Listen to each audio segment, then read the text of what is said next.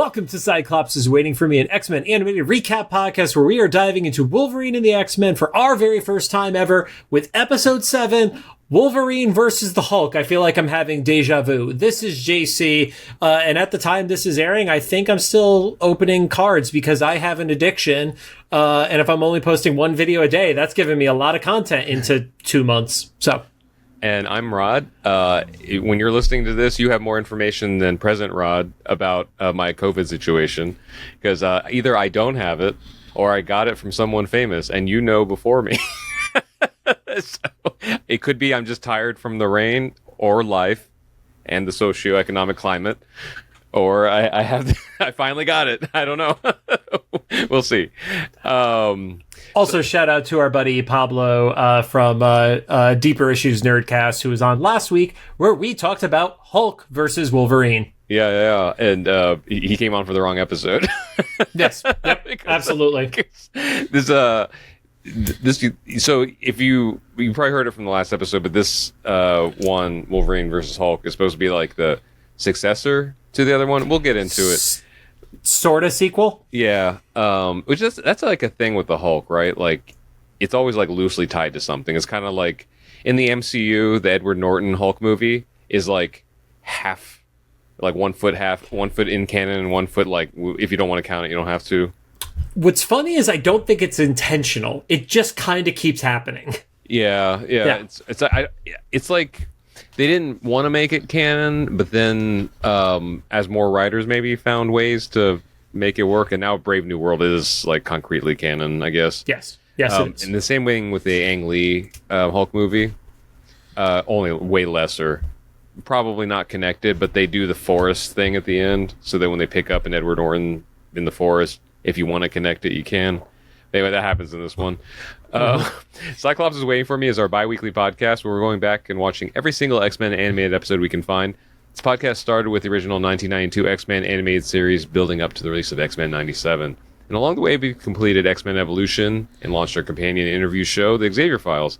And since season 2 of X-Men 97 will be dropping in 2026, we're going to dedicate this year to Wolverine and the X-Men. Some quick reminders. We're a recap show about a series that started over 15 years ago. There are going to be spoilers, and if you don't want it spoiled for you, pause the podcast, watch the episode, and come back. We are not currently sponsored by or affiliated with Marvel Animation, Disney, Disney Plus, or Hulu in any way. Don't forget to follow us on social media. I did radio voice. Yeah, there you go. Don't forget to follow us on social media at Cyclops IWFM Pod on Instagram, Threads, Blue Sky, and Facebook. And by now, you guys know better than us if TikTok is still around, because I think we're beyond the first... No, this would be the week that we'll find out about TikTok. So, okay. So you may have a few days left. Yeah, let's see. I don't know. I guess there's other fish to fry. As far as I think this goes live on the 31st of March. I could be wrong. So we have a couple days. Okay, yeah, a few days maybe, unless it gets extended again or whatever. Who knows? We'll see.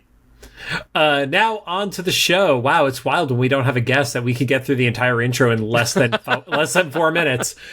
Today, we are talking about Season 1, Episode 7, like I said, titled Wolverine vs. Hulk. It aired on February 27th of 2009, currently sits at a 7.9 star rating, is marked as a top-rated episode on IMDb. It's so funny, because the movie that this is quote-unquote tied into is like a really low rating, or like a full point below this. 6.9 on that one. Yep. So... we talked about replays in previous episodes. This one, we get a Kelly MRD heavy replay. Yeah, so at least it's different. So we're not going to get the two of them rotating back and forth. Yes, at least we know there are multiple edits to the previously on. So kicks off. There is a snowy night in the wilderness, and you see a bunch of S.H.I.E.L.D. guys who. At this point, coming off of Hulk versus Wolverine, I thought they were straight up just being murdered off camera because they couldn't show the murder. And you just see them getting picked off like one by one, like a horror movie. So, based on the way that the movie ended, I thought this was them running away from like one of those fights from Hulk and Wolverine like clashing and that slow-mo thing. Fair. No, it has nothing. Decades later, probably. At the very least, a couple years. Yeah. Yep. Two of them look like they're about to get to the chopper. Then the girl gets like pulled at the last second. A killer snowball comes and whacks the chopper. And then you see the jump from the Hulk towards the helicopter, giving the impression of, but poorly veiled, like making it look like it was the Hulk who was doing this to them. So it got me because my first note was like, oh, they're running away from a monster, because you see like the flash of like white. Mm-hmm. But then it was like, oh, it's the Hulk. They do this a few times. Yes. So as somebody who is not in the comic book side of stuff, and you heard us talk a bunch about Hulk 181, which was Wolverine's full debut comic issue. The other spot where people may have seen the Wendigo before in the X-Men universe is he is actually one of the bosses in the classic Konami arcade cabinet of that game. There is a big all-white guy with a tail. That's the Wendigo there too. That's I thought I knew. I was like, why is this, like, do I remember this character? Because he has not been in any of our other animated stuff until this episode. Yeah, so, that makes sense now. That's where I recognize him from. Because I was like, yeah, why? Because I didn't really, I don't, if of all the characters I remember from a comic, why would it be this? Yeah. And so at this point in the episode, you did not fully know what was going on from the villain who's taking him out horror standpoint. Yeah, no, I thought it was either just going to be Hulk or something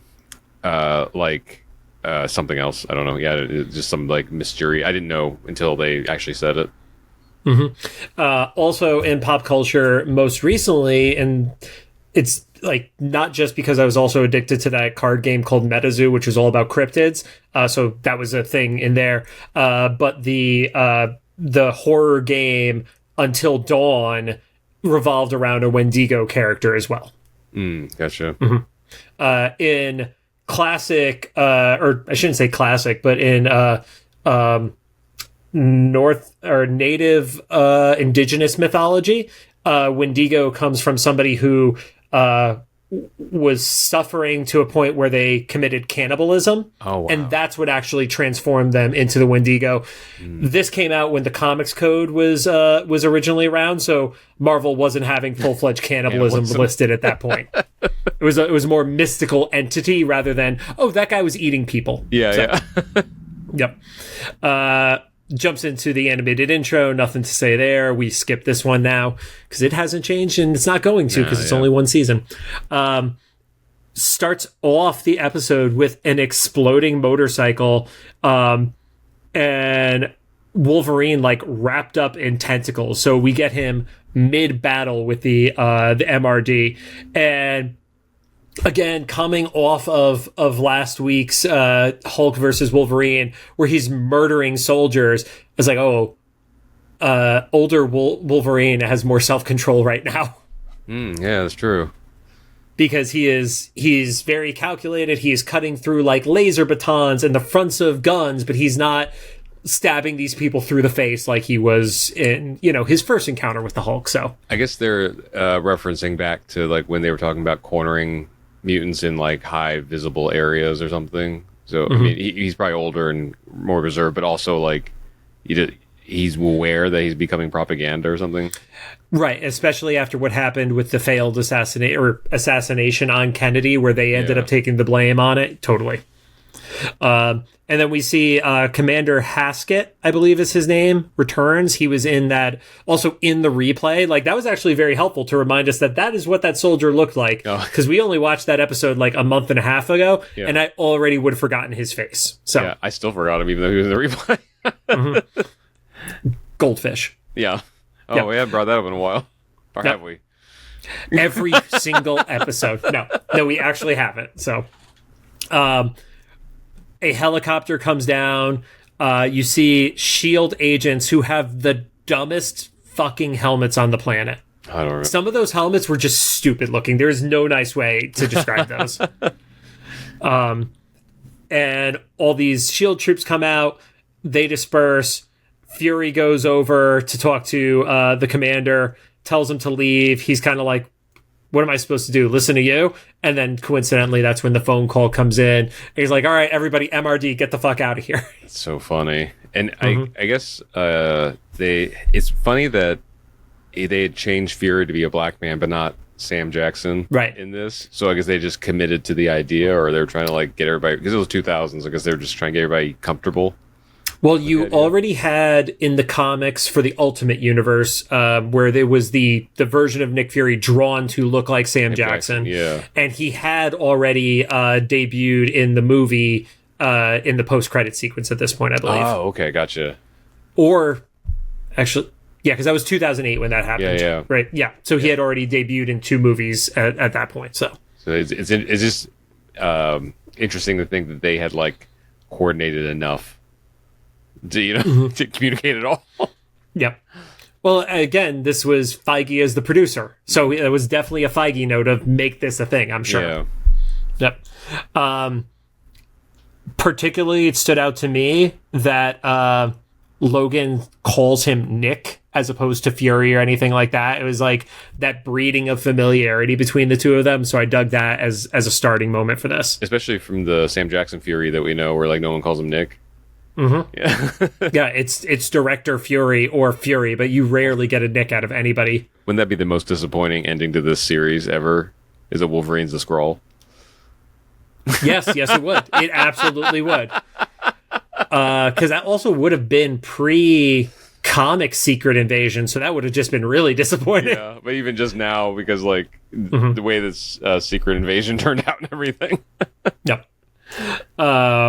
So they go have a coffee together, and Wolverine's like, oh, so now you're getting involved, and Fury kind of says something that resonates a little too eerie to today, is like, well, no, that's, I can't be on the side of mutants. That's politics. And I'm like, you have the mention of the Hulk, and how he's, moving through the Canadian Rockies, towards the States, and Wolverine is like, no, that's not my problem. Which is totally fair to say after Fury literally just said to him, oh, well, I can't get involved with mutant politics. So it's like, well, why should I help you then? Yeah. At this point, I was still trying to piece together how this connected with the movie. And I thought, like, is this what he sends him on? Right. You thought it was like a pseudo prequel kind of scenario? But no, like in the middle of this, after Fury mentions it's the Hulk, that's when he has the flashback to the fight. I was like, so this is like the prequel part is like an event that is vaguely referenced, not directly tied to the story, right? But it had matching members of some of the creative team and stuff like that, so they did the loose, like, it's almost like a little bit like Agents of S.H.I.E.L.D., where it's the same world as this other stuff happening, but like we're not really like doing the continuity nerd, like everything has to line up perfectly scenario. Like Daredevil and Ninja Turtles. That's a retcon. That's different. Yeah, or I just mean like writers having fun with the connection, because nobody's gonna like acknowledge that, right? Because it's rivaling studios or something. Or with that, I don't know if they ever did. They may have. You also got to remember, like pre-1990s, the comic book industry had a lot more fun with itself. Like you could literally have Superman and Captain America in the same comic book together. Oh, really? There is a X-Men versus Teen Titans book. There's several Marvel versus DC books. And at one point, it was the Amalgam universe, which is where they literally combined characters. It was Steve Rogers and Clark Kent combined as one person, Wolverine and Batman, Superboy and Spider-Man. Like that was a whole partnership between the two studios. I had no idea. Publishers, yeah. That is wild to think about nowadays. Look up Dark Claw. That is the Wolverine combined with Batman. Dark Claw. It's interesting. Yep. Oh, okay.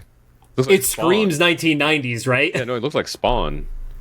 It's a very vibe of Spawn, too. Yeah. I mean, I've seen a couple different kinds here, but the first one I clicked on looks like Spawn because he's like hunched over and stuff. Fury decides to respond by just running off the names of all the members of the X-Men, which I don't think in the modern day that would be as like intimidating. But in 2009, where the internet is still like fresh and you can't research everything to the level of ease that you can today, I think that like really is like, oh, that would scare the shit out of somebody in 2009 if you had all my people's aliases with facial recognition, you know? Yeah, because they just introduced mutant registration, right? So like, he's basically like saying like, I'm going to grant you immunity to this, or the opposite if you don't. There's no like middle ground.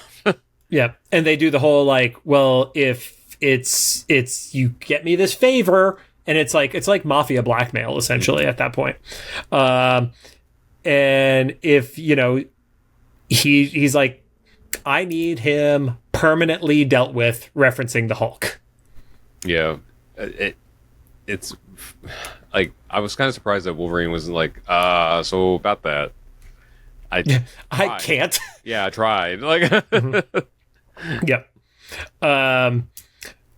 Wolverine is up in the mountains. You get a moment with Wolverine and a deer, which again, the only one who has referenced a Wolverine so far has been Evolution. Oh, yeah. Yeah. In the really weird episode with Hydra. It's also funny because, like, I grew up with a lot of deer in my area in Indiana, and the deer was surprised that Wolverine snuck up on them.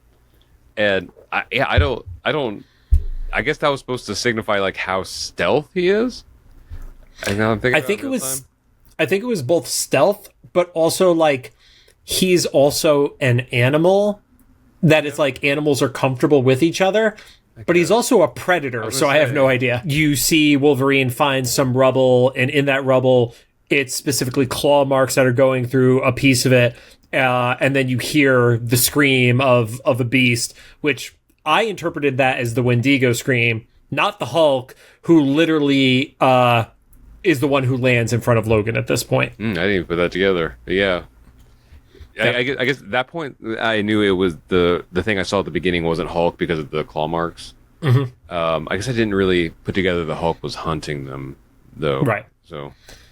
Yep. You get a quick mini callback because Fury references this as something that Wolverine does for fun, is fighting people like the Hulk. And then there's the thing that you brought up, especially with the Mr. Sinister origin episode, where it's somebody starts a conversation, they travel hours, if not days, and then they finish the conversation like at the end of it or to themselves later. Yeah. Wolverine gets thrown into a tree, and then you get kind of more of the flashbacks of their first last fight with each other. And then a fight breaks out. And I think this is where we see the major difference between the last episode compared to this one. In the last episode, if Wolverine wanted to blind the Hulk, he would have cut him across the eyes and let his gamma heal him up. Here, he throws snow into the Hulk's eyes, and it actually throws him off base for a quick second. Yeah, everything's because it's TV budget, right? So TV budget and TV standards and practices. Yeah, but even in the movie, as much as we kind of dogged on it, they did have the impact of the fight scenes. The fight scenes had a lot of weight. Like you could feel the swings and the punches and stuff. And in this, it feels kind of like they're slapping each other around, Wolverine does something that we actually didn't bring up in the last episode. He copycats what Deadpool did, where he throws a bomb inside of the Hulk's mouth, and it has even less of an effect on this version of the Hulk than what Deadpool did in the previous episode. Yeah, at first... Or sorry, it has more of an effect. Because it knocks him out for a second. But at first I was like, man, that's kind of brutal, especially for TV, But for some reason, I don't know where I remember this from. If I actually read it, maybe it was something that Mark Ruffalo's Hulk said in a dialogue. But I remember one of the Hulks I saw, or one of the Bruce Banners I've seen, read, or saw in the movie, said that he stuck a gun in his mouth, pulled the trigger, and then spit out bullets as a Hulk. Yep. And so I was like, okay. I want to say that was a Ruffalo one because that was one of the dark things. Yeah. Yeah. So I remembered that, and I was like, oh, this Hulk's gonna be fine. It's just gonna knock him back or something. Yep. But he passes out and he starts to turn into Banner. You come back, and Wolverine has him in an X-Men hoodie. It's branding, right? Yep. And Logan is meditating, which we haven't seen that from this Logan yet, have we? I don't remember it because we haven't gone to Japan with Logan yet. here. Or we haven't seen him in his like karate gi inside the institute or anything like that. Because I feel like anytime they reference Logan finding peace, they either show him going to Japan or flashback of when he was in Japan or something. Like that was his only peace or something. Yeah. Banner is kind of like telling Logan, he's like, I just wanted to be left alone. But he also doesn't recognize Logan. And that's where like this being a pseudo sequel is, well, they didn't have the full connectivity at this point because Banner would have remembered Logan. It's not like only the Hulk saw Logan. Banner also spent time, and I mean, he would probably remember that Logan stabbed him in the chest, honestly. I would say I was confused by that because the Hulk mentions a couple times that he remembers Wolverine. Yeah. So, and maybe that's just because it's a loose sequel, it's not the canon has to be as tight with like, you know, a script supervisor and stuff like that. But even just like in if they weren't connecting it with the movie, the animated movie, like it doesn't seem like it would be absurd to say that Bruce also knew Wolverine. You know what I mean? Like because if they're fighting, like he's disarmed him a couple times in this fight. So he would have disarmed him back then a couple times too, even if it wasn't the one we saw. I don't know. It was a weird choice to make. That doesn't feel like it needed to be there. Yep. Yeah, they could have stuck to the previous continuity of the special, and it would have worked just fine there. Yeah. He, you know, mentions that he is, or a hiker had fallen under this mythical curse and was basically like being seen as like a Bigfoot floating around and things like that. And Fury actually came to Banner to try to solve the problem. And that's where you start to see, you know, he creates this serum because of all the failures of serums he did, but he believes it's going to work because he has actual DNA from this creature that he can utilize. And they literally just dump him out of the helicopter as bait.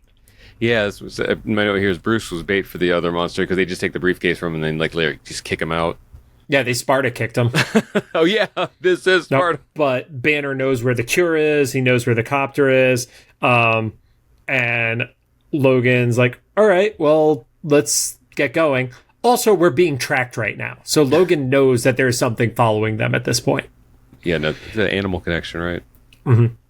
So they start heading out.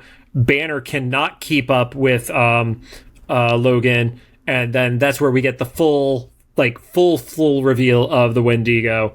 And then Wolverine cuts its nails with his claws. I was so confused by the initial thing. Because they just show him like clash, and then the claws, I guess, hit the ground. And at first I was like, did Wolverine get his claws clipped? Because that would be surprising. It would. It would also be really bad for the character because he wouldn't have a way to regenerate those. Yeah, but the Wendigo, like another creature having his claws clipped, is like, I guess it's still crazy, but like it's not as insane. They just focus on it so much. I thought it was like a much bigger deal than it was. I mean, I guess that's because we can't show an arm getting chopped off in this. This is the compromise for it. And Banner starts to get some of the Hulk memories, and you find out that his bite is what infected others in there. And then a fight starts. Yeah, with all the it's probably about a dozen, like I think it was 5 of them. Oh, 5, like so. It's funny because it has the video game logic because the main Wendigo's white and the other ones are gray. Yeah, so you can tell which one's the most powerful one. You know which one is the boss. Yeah. Yep. Banner. There's a big fight. Don't need to go through individual moves and stuff like that. Banner runs to the copter, and then he falls right at the at the crash site. Starts climbing up a tree, and then the main Wendigo catches up with him. Suddenly, Wolverine has a torn shirt at this point. Oh, I didn't even pick that up. Yep. And then the Wendigos start to go after Banner. They jump into the copter. It starts to get creaky.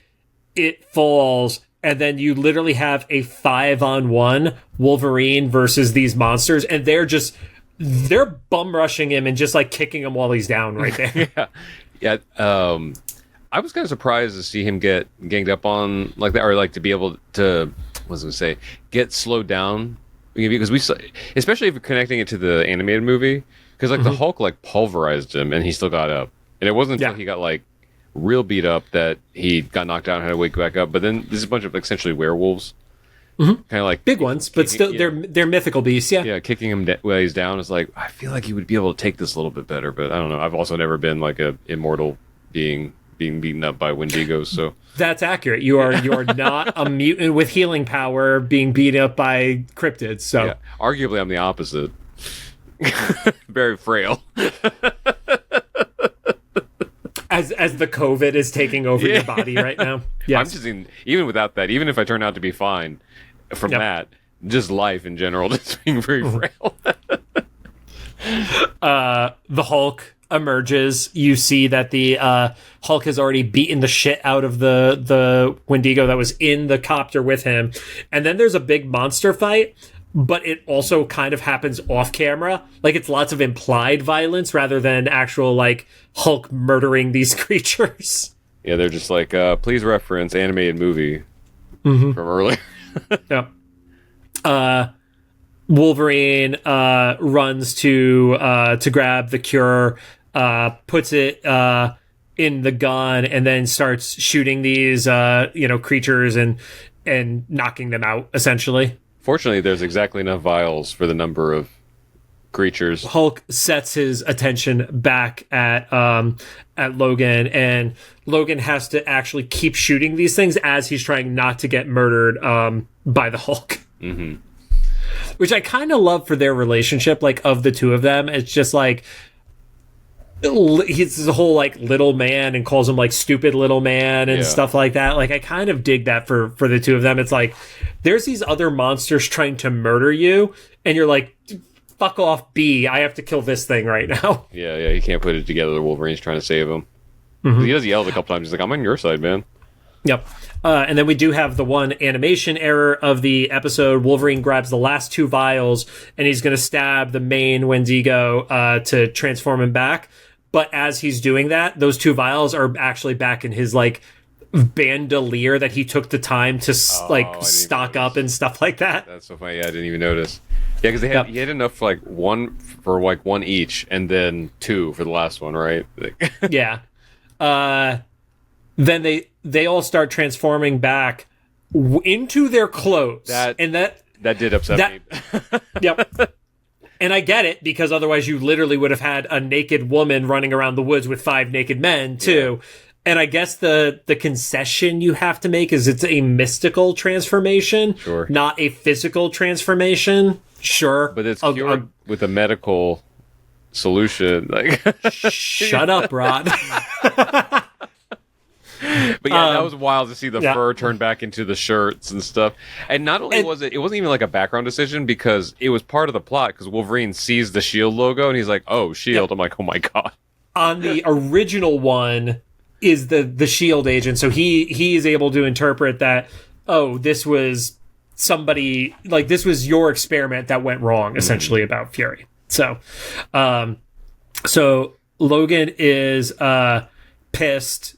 And then suddenly the Hulk just grabs him by the skull and is like basically acting like he's going to crush his head. Mm-hmm. Which, again, makes sense. And the Hulk stuff that's been going on lately, like, there's like versions of the Hulk book, which is a lot more similar to like a horror story than like a superhero story.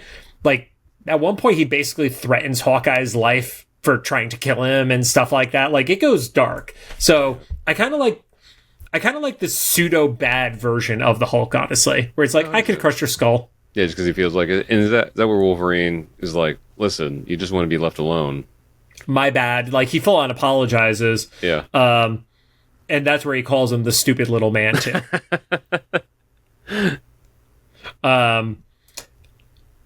Hulk starts to walk away, transforms back into Banner, has the giant pants on and no shirt. And he really can't remember what's happening at that point. So they end up walking back together with the Shield soldiers, and the copter lands, and Fury is thankful. Logan is like, sorry, I cleaned up your mess, calling him like a creature, and he uses him as he sees fit. Basically emphasizes Wolverine being a weapon for him, and Wolverine's reaction is, all right, cool. Punches Banner in the face, which we know is going to turn him into the Hulk. Wolverine lands in the distance because that's just what this Wolverine does. He just keeps getting his ass kicked. And it ends with a smile that is essentially like, good luck dealing with that. So, implication that a bunch of SHIELD agents are murdered right now? Yeah. Didn't he say like Hulk wants to say thanks too? Yes. Yeah, my last note was like, basically Fury and Logan blackmail each other. Mm-hmm. And he's like, oh, also Hulk wants to say goodbye too. Yeah, because he's like, I won't tell anybody about your experiment, but you don't tell anybody about the X-Men. We're good. I guess that's like the cover for this series, X-Men, is how they're going to be able to get away with having the Institute and the Registration Act in the same show.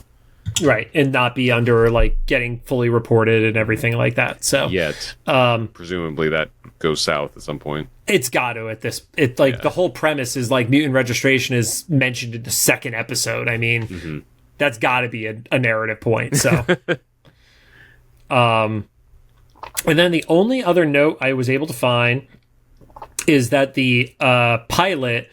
They apparently referenced him being named Barton, which is Clint's last name. But if this is the same world as Avengers Earth's Mightiest Heroes, that wouldn't make sense because Hawkeye, I believe, is in that show.